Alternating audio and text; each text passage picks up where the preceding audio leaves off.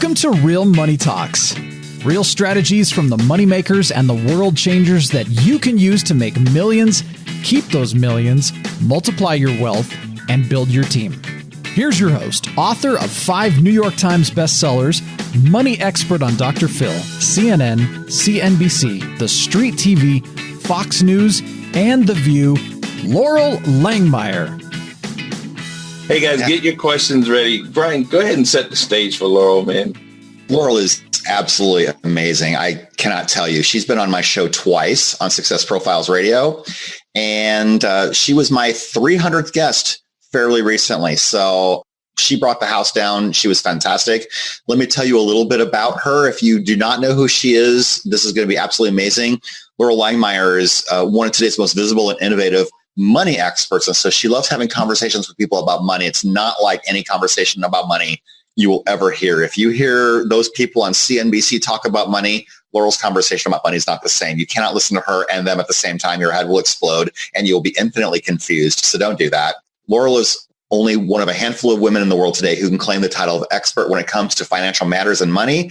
And she makes millionaires, and she accelerates that conversation about money, not just about how to survive economically, but to succeed and thrive as well. She's the best-selling author of the Millionaire Maker series and Put More Cash in Your Pocket. She's a leading entrepreneurial speaker and CEO and founder of Live Out Loud, which is a multi-million-dollar company. She's appeared on live stages and on television shows ranging from CNN, CNBC, The Street TV, Fox News Channel, Dr. Phil, and The View. She's been featured in articles in USA Today, The Wall Street Journal, New York Times, Forbes magazine, and was also featured in the movie The Secret. How many of you have seen The Secret or have read the book? It's absolutely amazing.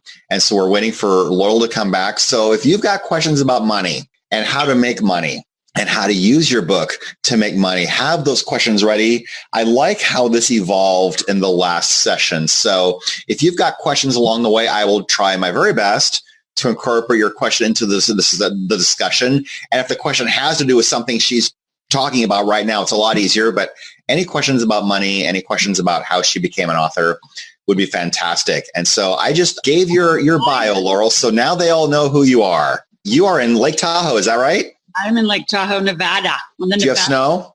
It is snowing as we speak. It's going to be a massive blizzard today. So awesome. So do you wait until Thanksgiving to decorate, or are you one of those that after Halloween, you're all good? Thanksgiving is so we are full. We got a whole Christmas tree right back here. Yes, we saw that. Right that there. Is absolutely beautiful. Yeah, so we do that Thanksgiving thing and we start skiing, and my daughter starts her ski race team this Saturday. So we're off to a new season. It's awesome. That is awesome. Great. So when we had Michael Drew on in the first session, we just let him present, and our attendees would throw out random questions, and I would try to incorporate those and try and work it in. So yeah, pretty free flowing. So no one has a question yet. I think they want to hear who you are and what you're doing. I told them to have their questions ready about money, how you use your book to accumulate your financial success, and how you're using that to build your business. I've heard you speak a number of times. And I did tell them, you cannot listen to CNBC and then listen to you and expect it all to make sense. It doesn't work. Nope, it doesn't. So let's start with that. Let's start with the money conversation, and I'll go to the author conversation. Because my uncle helped with, I have 5 New York Times. I've actually just contracted. I have a meeting right after this. I'm going to be writing another one that we'll head next year to the New York Times list again, possibly the Wall Street Journal. But it's called, the original name I was contracted is called the Marijuana Millionaires. We're having to change that for marketing reasons to the Green Rush Millionaires. Yes. And I'm heavily in the cannabis space now. So it's super exciting, CBD oil and all the health stuff. But how I became a millionaire was in gas and oil and real estate. And like you said, Brian, like the conversation that I'm going to say Susie, Ramsey, Bach, what we're just taught, right? We're taught that the only way to get money is get a job and then maximize 401k and do all that crap. None of that is ever going to work, basically to keep you small and stuck. And I teach you, like, here's what my theme, right? And you know this, Brian, is companies make money, individuals get taxed. So here we are at the end of the year. Absolutely critical. If you're going to save this year, meaning do it right. And stop, I'm getting older and a little more frank about all this stuff, right? So I just say, if you're serious, you get incorporated. If you're not, then stay broke, because there's no other way to make money besides inside a corporate structure, whether, take a hobby, put it in a company, get incorporated by the end of the year. You'll save the entire 2018 deduction schedule. get, your Roth IRA set up. I mean, you can become a millionaire. It takes a long time if you just put $5,500 into a Roth every year and invest it at 10%. So we just have a very different conversation about, companies make money, living a corporate life, we call it, business seductions, and then investing off Wall Street. So we do a lot of real estate, a lot of gas and oil. The cannabis I'm doing right now, Brian, it's 23 acres in Cathedral City, 32 acres in Hawthorne, Nevada. Got 9 licenses. We're putting greenhouses up right now. It's exciting. It's an exciting time. What's so cool about being alive today is the dot-commers got one run in like 1990s, right? We get 3 in one time. We get blockchain, which has been around forever, but finally that's getting promoted. Mm-hmm. So huge industry, cryptocurrency, digital currency, I'm going to call it, and cannabis. We're going to be in the era of seeing the end of prohibition on the marijuana. So it's an exciting time to be alive, get wealthy, do cool stuff. So of course I got to write books about it. Of course you do. So we had a comment from our listeners. We had Lewis who's saying that, do you believe that money is a story that transmits energy and that many people have a horror story in their heads about money? I think the whole premise of that question being sometimes people are intimidated by money and sometimes we repel it or attract it based on how we think about money. Absolutely. And most people don't know about money. So that's why I exist. Money is just a transaction. Like what I love about digital currency, it's another forum for people to start understanding money. Like the biggest screw up around money is debt. Debt for wealthy people is one of the best tools we use. Like in my cannabis world right now, we have raised well over $3 million. And it's all in debt. It's all in the form of convertible notes. So what that means is my partner and I owe over $3 million, right? And we use 0% cards to 100,000. I mean, if people saw and they really understood how we use debt to make a lot of money, they would probably fall down, like you said, have horror stories, because debt is just a cost of money. Right. So if you can get money from a bank and do your car loan at 1 or 2% and get a house loan at 3 or 4%, and you know how to invest. This is the problem. Most people don't know how to invest. And because when we're investing, we're doing double digits. So why would you ever pay off debt when it's cheap? Right. Mm-hmm. You go invest it. Right. So you either have people pay you interest or you're paying interest. And I think to Lewis's point is instead of being scared about it, get educated about it. And you've seen me speak, Brian. I say to people, like, how many times you go to the gym, you pay to go to college, you pay for so much crap in your life, important stuff, but money is something you transact every day, all day long, right? Whether you're paying mortgage, rent, gas, groceries, you have to interact with money. So you can either blindly do it, which is how 90% of the planet lives, or really learn about it, understand how it actually is a high value and you can use it for, greater good. I would say mostly people are scared of it because they don't know about it. Yeah. And Rob is telling us other people's money. So I just want to jump off of that because rich people use other people's money to get rich. They don't always use their own, or they hardly ever use their own. Exactly. And the real question with most of us, right, is our conversations with each other is because we know how to use other people's money, which supports them to actually get wealthier because they don't know how to do it. We know how to do it. Our question and conversation is, what do we do with our cash? We have a fair amount. We have a lot of access to it.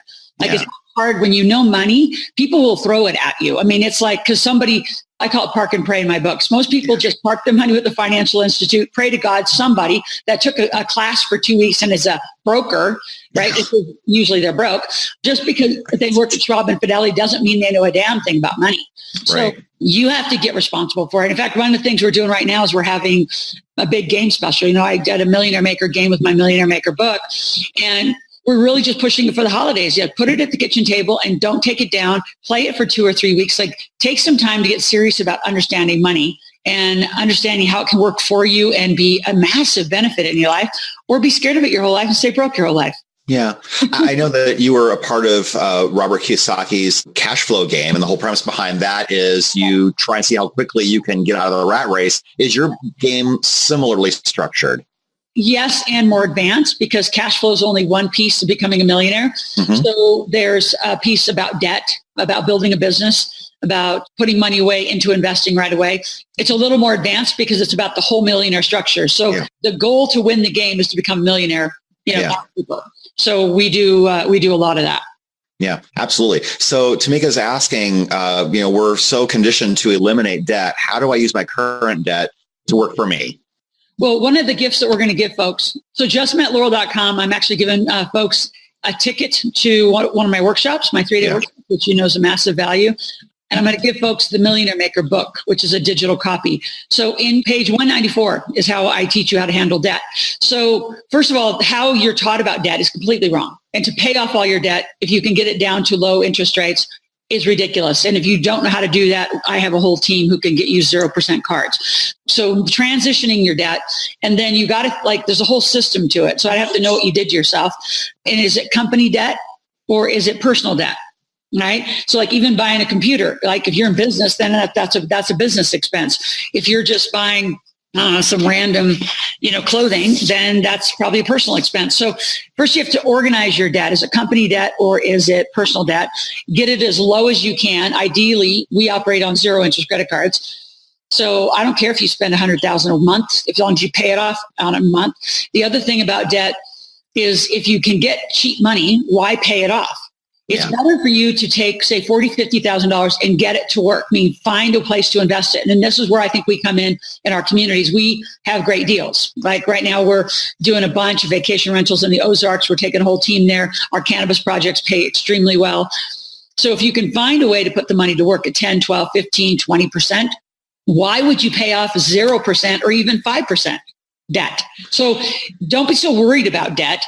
What you need to be focused in shifting your energy is instead of worrying about debt, get my book, go to the link, get my Millionaire Maker book, go to page 194, and there's exactly how I would teach you how to get out of debt. Yeah. And then you can always contact us and we'll help you get other, proper credit cards and get that situated.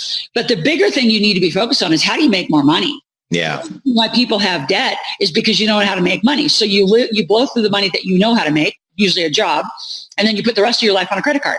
So instead of doing that, the answer to having a big life is make a hell of a lot of money. You say, well, how to make money? Well, the workshop, you're guaranteed to make money. If you want to make money for over 15 years, and I do the workshop, Brian, you've been there, everyone makes money. I know how to teach you how to make money like that. Every one of you should be making money today. And let's go back to the kind of our topic at hand is pre-sell your book. We have a little bit more structure and we're going to turn into the year, but I can promise you by around January 10th or 15th, and I have some level of a month for my pub date to go, to a New York Times, I'm going to be pre-selling that book. Mm-hmm. And I'll pre-sell, I'm not talking small thousands. I'm talking tens of thousands of books will be sold in a pre-sell, which means I'm going to have the money up front. Everybody will get a big webinar and bonuses, possibly even a trip out to see one of our facilities and hang out with us for a day for pre-buying your book. So the way as an author, you become a bestseller is you got to stage and organize sales. If you want to be in Amazon, it's got to be staged and organized in a day. If you want to be in New York Times, it's going to cost you about $250,000 and you're going to stage and organize pre-sales. And then you say, well, how do I get people to pre-buy my book? It's not even out yet. You got to give them a heck of a lot of bonuses and really incent them and include them. I think what a lot of people do when they're writing books is, I won't name names, but it drives me crazy when I hear some of these other colleagues of mine go, I'm going to go to Hawaii or go lock myself on a ranch and go write a book. I said, I'm staying online. I'm going to ask people, so I'm writing a book on Green Rush Millionaires. What would you want to know if I'm going to write this book? Yeah. I just did this in the last 2 weeks. I focus group people. I say, so if I'm going to write a book about how to be a millionaire in the marijuana space or the CBD space, what do you want me to talk about? Because I can talk about a lot of stuff. And I use people's input to generate the chapters, to generate the input, and they feel like they're contributing. So guess what? They're going to buy. Yeah, that is brilliant. In fact, I sometimes, just to kind of tangent off of that a little bit, when I work with my ghostwriting clients, for example, and I have my graphic designer design several covers, I will say, my client might say, I like A better than B. I said, put them both on Facebook and make your audience vote. And sometimes they're very surprised. It's like, I would not have guessed people would have picked the other one. That's why you have them vote. And now they are interested and now they will probably buy, just like what you just did. Awesome. That's fantastic. So let me ask you, you've got 5 New York Times bestsellers. I would imagine that your first book launch looked a lot different than your last one. What have you learned? What mistakes did you make that we can avoid? Oh my God. I love that. I get that reaction from that. Means I'm about to get some gold here. It's so fun. I dug out, I stayed in my office late last night up at the lake, and I was digging through my file because we created a blueprint. So I know from day one to launch date, to 4 weeks after to 12 weeks after. Like we have a calendar, we have a whole entire spreadsheet, like exactly what to do when and how to nail the bestseller. Like I would have died for that blueprint on my first one. I mean, totally. The first one, you kind of stumble around. I mean, and then the other thing too, here's what I would tell most authors is you better be as concerned and involved in the launch process and the post-launch process.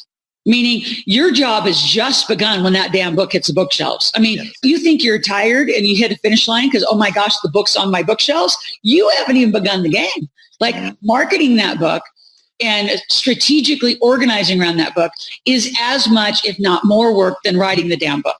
Yeah. So I think too many authors, because I see them all the time, you don't have a goal in mind. And by the way, my New York Times book was after I had co-written or written upward of probably 10 or 15 other books, right? So I did a lot of collaborative books, which I think a lot of beginning authors do. And then I did, in 2004, I did Guerrilla Wealth with J. Conrad Levinson, right? And then I did a bunch with Mark Victor Hansen and Robert Allen. And then, I was around the Kiyosaki, camp, I'll call it, while they were doing their books. So I understood books. And honestly, falling in love with your content is ridiculous. I think the most heartbreaking books that I see, I pick them up, and if somebody wrote a story about themselves or their kid or some interesting cathartic thing that has no lessons for other people, and then they wonder why it doesn't sell.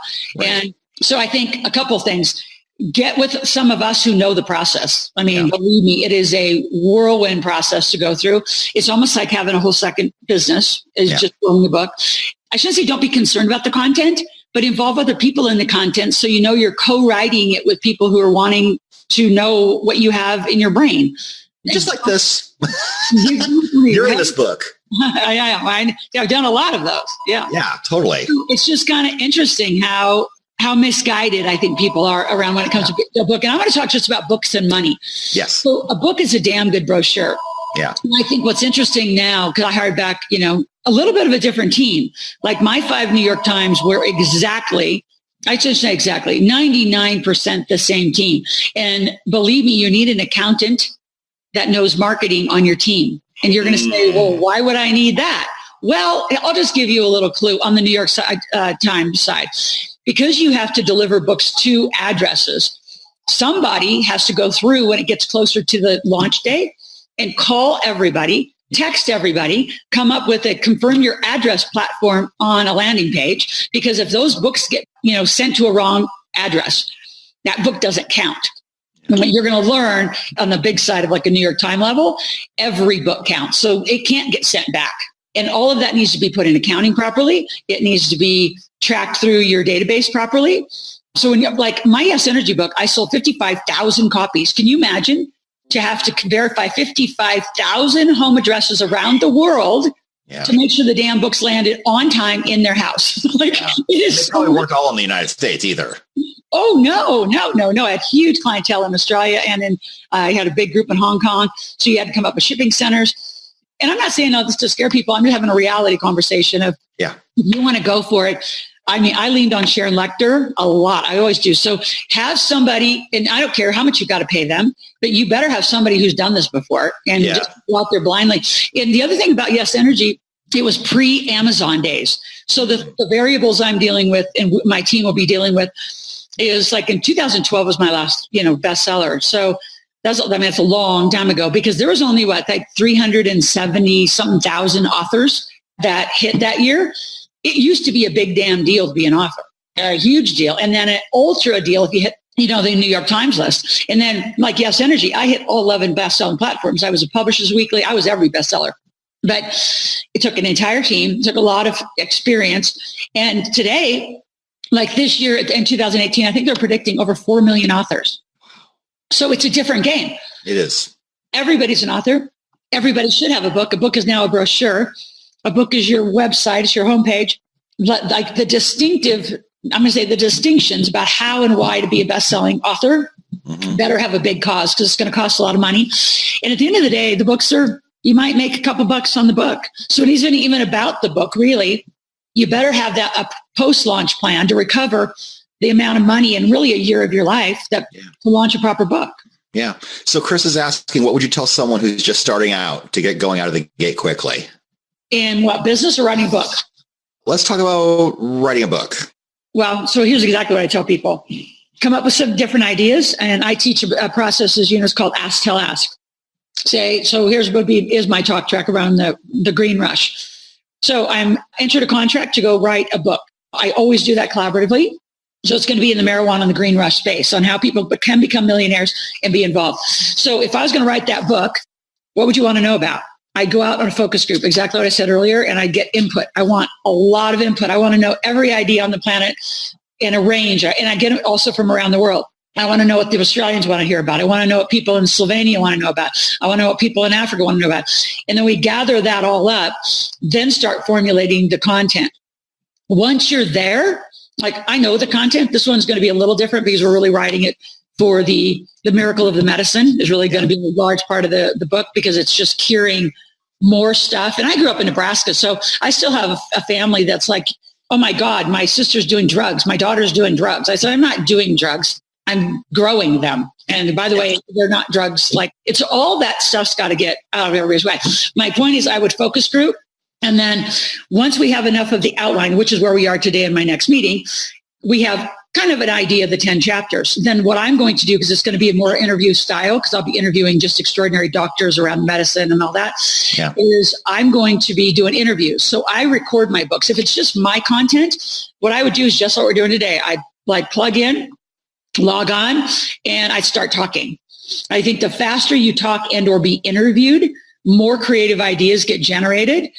Just to sit and type is the biggest mistake I think an author does. And I think too many people have a weird thing about using ghostwriters. I'm going to say ghost editors, because I'm actually talking my books, and then editors that actually know how to grammatically formulate what I say. Well, that's their job. That's not my job. My job is to get amazing freaking content out and let somebody else make it look amazing and edit and look sexy. And the other thing too, don't worry about the damn title. Like our working title was Marijuana Millionaires. That's the contract. But now that Google and Facebook won't let us use the word, we had to turn it to Green Rush.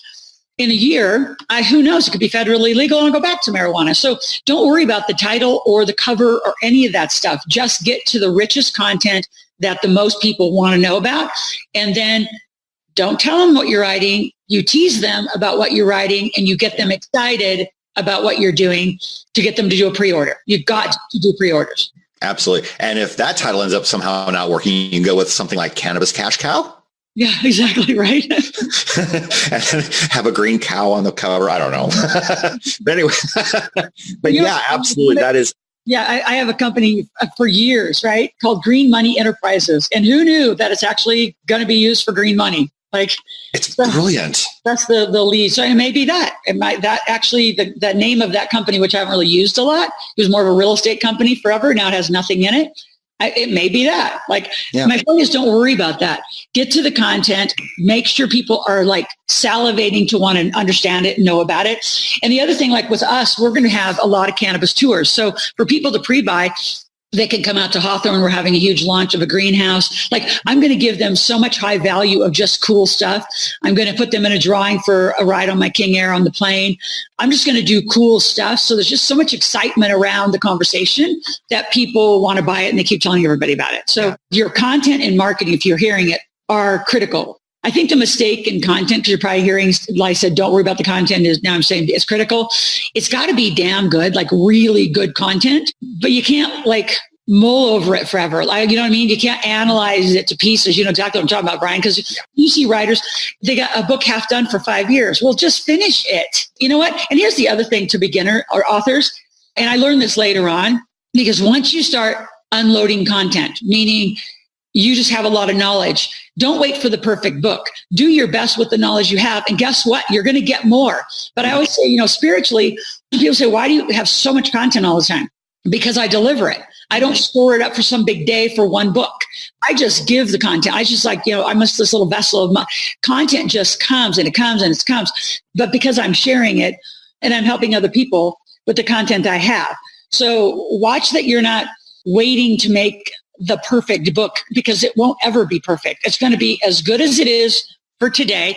Like I know already, like when I wrote my Guerrilla Wealth book with J. Conrad Levinson, I look back at that book. Oh my God, that was about 15 years ago. I die laughing. I'm thinking, oh my God, I was so immature with money. But it was the best I knew then, right? It was the best I knew. And then when I wrote The Millionaire Maker, but knowing now what it takes to be and sustain and live through 2008 as a millionaire, knowing what I know now, I would have wrote it differently. It's still my best-selling book. It's still off the charts content. And, do your best. 3 years from now, I'm going to look at this Green Rush Millionaire book I'm writing that'll come out in 19. And I'll be like, oh my God, like really? That's what I had to say? Yeah, absolutely. Well, it's all a progression. And sometimes people will have a second edition or a third edition because they're adding stuff that they know now that they didn't know before. We had an interesting question. The idea of a ghost editor was very intriguing to one of our attendees. How would you go about promoting that as a service if someone wanted to be a ghost editor for somebody?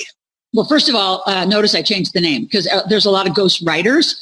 Yes. But to be a ghost editor allows the author to feel like, I think there's some authors who say, I just can't use a ghostwriter because, it's got to remain in my voice. I said, it is my voice, just scripted into better sentences in better sentence form. So I like the title of an editor because it keeps the authorship with me, which is the truth, and the content came from me. And how to go about promoting it, I go like, there's a huge organization that I don't think enough people use. It's called the Virtual Assistant Association. And there's like over 50,000 members. I'd promote it there. I would just start. I would go out. I go to a lot of those online sites where you can promote yourself. The other place to go, if you can figure out how to do it, is create space. If Amazon does, they do tons of things right. But I'll tell you, getting authors done through Create Space is pretty cool. And if you could become a preferred partner, like where they would refer you, right? Where they would refer to you, just like they do for the logo design folks and stuff like that, you kill it. So I think you're going to have to figure out how to market yourself. And then your biggest problem in those categories of doing business, and this, Brian, doing what you do too, is duplicating yourself. Absolutely. It's really tough to find somebody I'm going to say as good as you become. And then what I would say is get a bunch of junior editors, right? And like journalism interns, let them do the first run. And then you come back through and you do your masterpiece of the writing on top, the editing.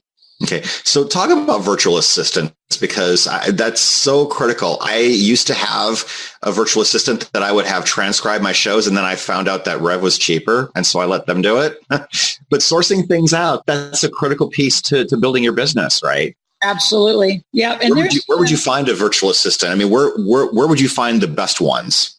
Well, I think, it's funny because I actually got a very high level client just hired me to help her leave a very high level executive job and become a very high level executive virtual assistant.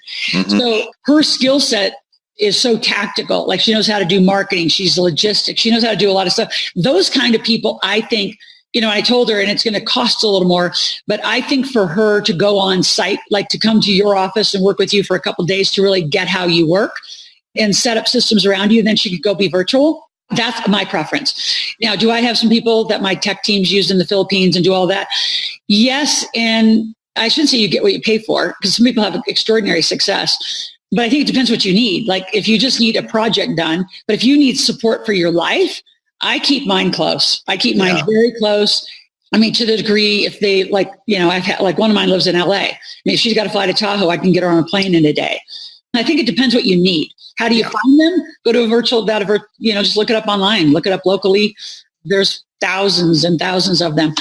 I think a lot of the mistakes for beginners, if you haven't really used one before, just like hiring anybody, you can't be that kind of entrepreneur that gets up in the morning and is like, well, what the heck am I going to do today?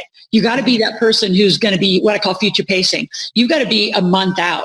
I'm already well into next year. Way into next year because I got to organize teams around. So you're going to have to get in front of yourself, right? Because they can't just show up online and say, okay, Brian, I'm here to work today. You're like, well, let me work on my stuff and I'll, let you know what to do. So a lot of people say that the virtual assistants don't work. I would say you don't know how to manage them and organize yourself to use them right. Yeah. Cool. So I have another question. One of our attendees has written a book series and she's parlayed that into a coaching program. And now she's saved $6,000 and she wants to invest in real estate. What are your suggestions for how she should invest that in real estate? Yeah, very far. I would keep selling coaching. I would grow that quickly. So again, part of a post-launch, like when I do post-launches, usually within the first month, we'll do hundreds of thousands of dollars in mentoring and coaching packages from the book, right? So you need to get very aggressive about getting way more money than that. what I tell everybody about investing is partner with somebody who's already done it. Just like the book, like to go out there randomly and say, I want to buy some real estate and you've never done it. First of all, you haven't even begun a launch of your book if you've only done 6,000. That number needs to be 600,000, right? I mean, the way that I coach people on books is we're going to go make $1 million just on the launch of this campaign of the book. So then we back into how do you do $1 million? And that's a lot of sales. So right now I tell you to go get a sales team, at least one other person, 2 other people to help you sell the people who bought your book. Right? Go back and sell all those people. I get more money. And as far as real estate, I partner with people. I mean, that's what I do for a lot of people is they partner with me in my projects. So they understand and get a successful project under their belt. And then after you do 3 or 4 in a group, right? A successful group, then go out on your own if you want to go on your own. But I think what you'll find is if you're running a business and then you want to do investing, it's a lot. So I always say, like, get a team. So, and we'd love to have you, whoever you are. I can have you, can I just tell them to email somebody if they're interested? Yeah, absolutely. I think Christina was the one who asked this question. But yeah, you can tell us to email somebody if you have an idea. Yeah. So if you're, interested in just a further conversation about how to do that, Brian, I got Brian on my side too, who does a lot of our initial, conversations with our folks. So it's BRIAN, Brian at liveoutloud.com, and just say, hey, I'm interested in just further conversation from our chat today. Yeah. Fantastic. All right. So let's see, where do I want to go next? So many places I can go. I got one question because I got a whole team waiting. My little book team. Okay, fantastic. So your business was fully established before you wrote a book, but some people do it the other way around. They want to write a book in hopes of establishing a business. What's your perspective on that? I think, look, I always say, look at my results. We've had amazing, I don't know how many hundreds of millions we've made by doing it. I think that the business structure informs the book. Yeah.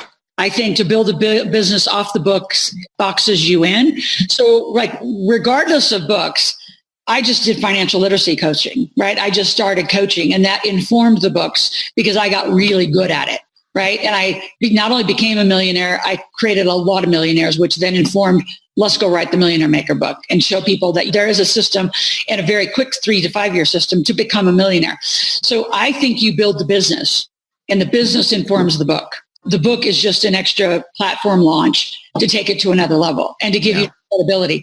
Because I think if you go book, you're really boxed into just what the damn book says. Yeah. And I think a lot of people write random books that have nothing to do with their business. And I think that's a complete waste of time. It is. Like bird watching. Why the hell would I write about bird watching? That's just an interesting hobby of mine. It has nothing to do with the business of what we do. Yeah. And I love that you've said several times there is a purpose for everything you do. You're very methodical about that. And I think not enough people are like that. You have to have a singular focus. Is this going to, and this is something I love about Sharon Lechter too. And I know that you and Sharon are very close. How can I use this to make money? Whether it's going on a trip, whether it's bird watching. If Sharon Lechter was going to go bird watching, she would find a way to make money doing it first before she just did it.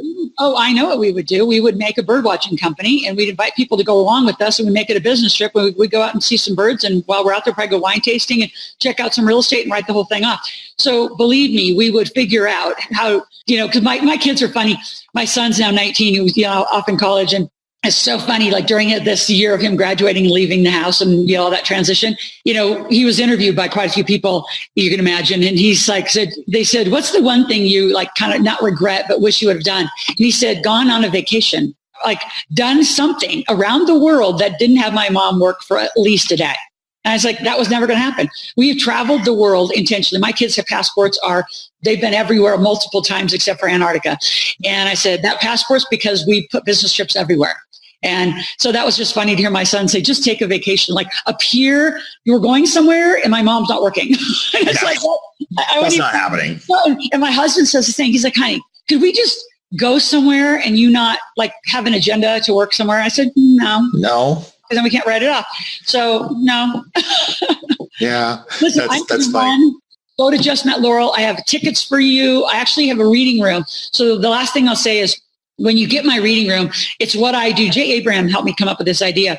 So you're going to get several of my books over there, and then you're going to download them. But what I did as a gift is I gave people a 8-week webinar. So when they got the book, then we read the book together. Now, not like dorky, like read page by page. I would say, so go read chapter 1 and 2. And next week, we're going to talk about how do you put 1 and 2 in your life? Now, the next week, we're going to read chapter 3 and 4. And then I'm going to tell you how to execute that in your life. So it was like I walked them through the Millionaire Maker. I walked them through how to have yes energy in your life. So that is one of the biggest bonuses that I've given. And even today, all of my students think those are like, because it's not just reading the book, it's explaining the book. How does the book change your life? And you'll have my Put More Cash in Your Pocket reading room over there. So if you go to justmetlaurel.com, Loral, spell my name right, and you all should have a Just Met page. I know there's a lot of people I have asked pages, but we made up the Just Met, and it's just an easy, as an author, way for people to go get a chapter, go get something from you. That just is it's an easy lead gen. I can tell you that. Yeah. So somebody's making an observation about your tremendous amount of energy. How much coffee do you drink a day? Oh, I have a decaf when I first get up, and then I have a tea, and then I have one caffeinated. That's it. And my goal by the end of the year is to be totally off caffeinated coffee. There you go. Tell us once more how we can get with you, learn from you, try with you, vibe with you. Yeah, no kidding. And we just got a lot going on. Like we're doing tours. So you can say, well, I've been around. I've been around the stuff we're doing. We're doing CBD distributorships. We're deep in, like I said, the cannabis space. So you can email Brian, BRIAN at liveoutloud.com, ask for an appointment just to get more involved. But go to justmetlaurel.com. You get a whole bunch of gifts. You get a free ticket. I would say if you're serious about learning this money stuff, you've got less than 31 days. Actually, I would say you have less than that. You have about 25 days because the way Christmas and New Year's falls, if you're going to get serious, like you're going to have to get some legal things done by the end of the year, or 2018 is just another blown year. Yeah. And actually for everyone, the affiliate link on that, which links to me, is briankWright.com/Laurel. That way Laurel knows that you came to her through this. So briankWright.com/Laurel. Any final thoughts before we go, Laurel? Don't let 2018 slip away. I mean, I know I always talk about money, but the tax code is enormous. And if you're serious about getting rich, you got to do it. I'm not telling you like to sell you anything. I'm just telling you better get your stuff together, because awesome. I just hear over and over and over, and Brian, you hear it too. People say they want to get rich and they do nothing that looks like it. So let me help you figure out how this year can get saved, and you'll make a lot more money. Absolutely. Thank you, Laurel, so much for being here. It was an honor and a privilege to talk to you once again. And thanks for delivering such great value for my audience. Always. Talk soon. Yeah.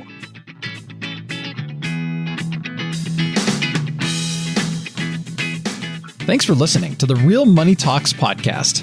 Your host has been Laurel Langemeier, author of 5 New York Times bestsellers, money expert on Dr. Phil, CNN, CNBC, The Street TV, Fox News, and The View. Want to learn more about off-Wall Street investing, tax strategies, and multi-million-dollar business strategies? Visit liveoutloud.com/podcast for past episodes, show notes, and resources. For some special wealth-building gifts only for Laurel's podcast listeners, visit liveoutloud.com/podcast gifts. Do you have a burning question for Laurel? Visit asklaurel.com to submit your question, and it may just be covered on a podcast episode. So stay tuned and be sure to subscribe to get new episodes every week.